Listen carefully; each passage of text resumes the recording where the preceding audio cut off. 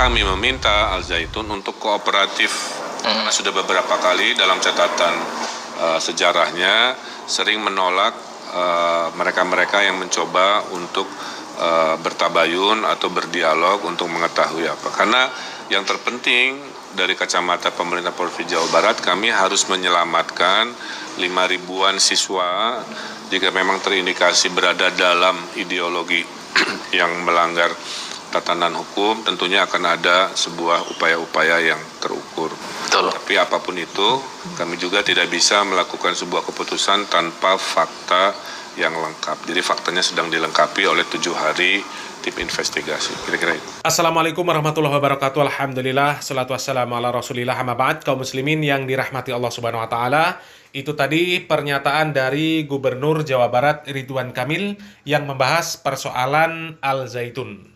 Pak Gubernur meminta supaya pimpinan Al Zaitun ini kooperatif lah. Karena selama ini pihak Al Zaitun ini sering menolak pihak-pihak yang ingin bertabayun, ingin berdialog, supaya tahu seperti apa pemahaman agama di Al Zaitun ini sebenarnya. Karena di video-video yang beredar, baik dari channel resmi Al Zaitun maupun dari informasi pihak-pihak lain, Al Zaitun ini terlihat berbeda cara beragamanya dengan tuntunan yang ada. Dan itu di banyak hal, terjadi di banyak hal. Kemudian pemerintah Provinsi Jawa Barat ini juga sudah membentuk tim investigasi untuk memberikan sejumlah pertanyaan seputar permasalahan atau kegiatan keagamaan di Al Zaitun yang memang menjadi polemik di masyarakat. Tapi anehnya kaum muslimin, pertanyaan tim investigasi ini tidak bisa langsung dijawab oleh Panji Gumilang. Padahal berdialog dengan Andi Noya, bersoal jawab di channel Andi Noya, bisa langsung menjawab dan durasi dialognya itu lebih dari 1 jam. Ini bagaimana? Ya, ini bagaimana? Dan ini sangat mencurigakan, sangat mencurigakan. Pertanyaan tim investigasi tidak bisa langsung dijawab, akan tetapi dialog dengan Andi Noya bisa langsung bersoal jawab dengan durasi yang lama. Kita simak videonya. Baik, kalau gitu bisa disimpulkan bahwa jarak ini bukan pada dasar atau dalil, tapi lebih kepada untuk keamanan. Ya, mau dasar apapun, mau keamanan, itu beragama supaya aman, hidup supaya aman. Aman. Jadi ini bukan ajaran sesat menurut Anda ya? Bagaimana sesat? Saya ini takut sesatan? Tidak ada. Saya tidak pernah mengatakan orang lain sesat, saya benar. Nah, berikan hak juga, jangan disesatkan saya. Inilah salah satu trik dari Panji Gumilang, kaum muslimin. Panji Gumilang ini mau berbicara, mau berdialog, kalau musuh bicaranya, musuh dialognya orang yang tidak paham ilmu agama, yang tidak memiliki kompetensi di bidang agama. Karena kalau berdialog dengan orang yang tidak punya kompetensi di bidang agama, ya seperti ini. Akan dimanipulasi oleh Panji Gumilang. Akan sangat mudah mengkonter pertanyaan-pertanyaan. Jadi semua pertanyaan itu dijawab dengan akal. Dijawab dengan akal. Dan kemudian yang diberi jawaban, ya manggut-manggut saja. Karena tidak tahu. Tidak punya ilmunya. Kemudian orang yang mendengar, orang yang awam, ya ikut manggut-manggut juga. Dan orang-orang liberal yang mendengarkan dialog yang seperti ini, ya tambah jadi mereka liberalnya. Jadi patokan Panji Gumilang ini akal. Akal. Coba simak kata-katanya. Kalau saya tidak pernah mengatakan sesat orang lain, maka saya juga jangan dikatakan sesat. Ini kan kalau dimakan mentah-mentah, ya, dimakan mentah-mentah omongan tersebut, ini kayaknya gurih.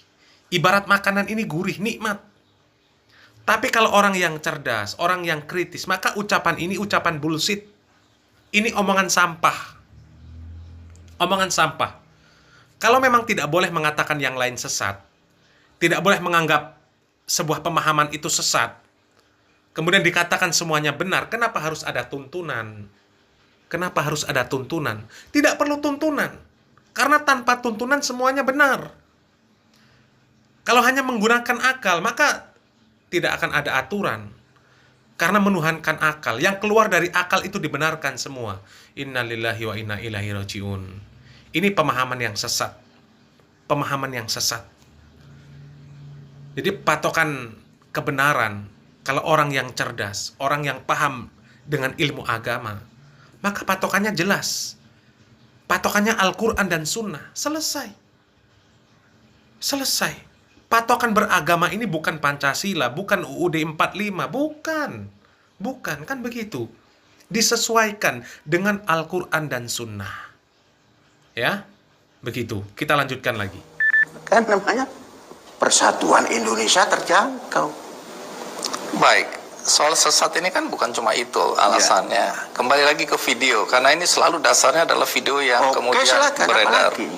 Di video itu ada seorang non-muslim yang menjadi bagian dari sebuah prosesi sholat itu, yang duduk di situ.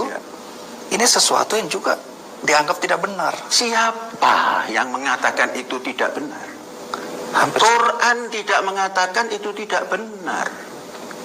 Orang bangsa Indonesia, sahabat karib, ingin duduk bersama, silakan.